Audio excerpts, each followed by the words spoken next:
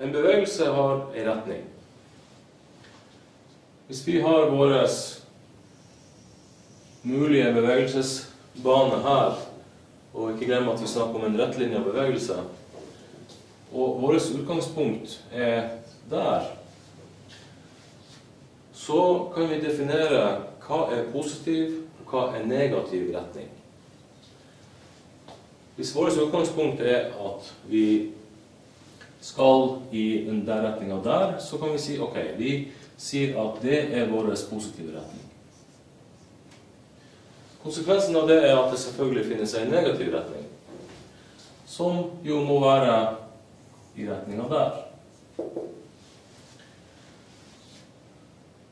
Og uansett hvor man befinner seg hen langs den strekningen her, så vil bevegelsen i den retningen der være en positiv bevegelse, og likeså bevegelsen i retningen den veien en negativ bevegelse. Samme vil det være for et objekt som beveger seg langs våres underlag her. Har vi en bevegelse representert for eksempel med en liten bil her, i retningen der, så vil farta til den bilen være positiv fart. Den vil være i retningen der. Et objekt, en bil, som beveger seg i den andre retningen, vil bevege seg i en negativ retning, og vil ha en negativ hastighet i vårt system.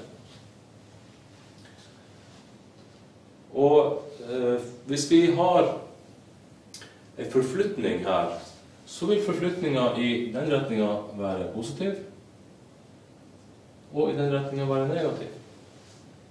Så har vi i utgangspunktet flyttet oss i positiv retning, og skal flytte oss tilbake, så må vi trekke fra den bevegelsen som vi har når vi går tilbake.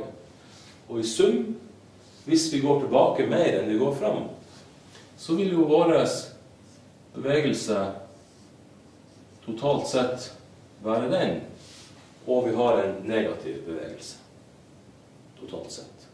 Negativ forflytning.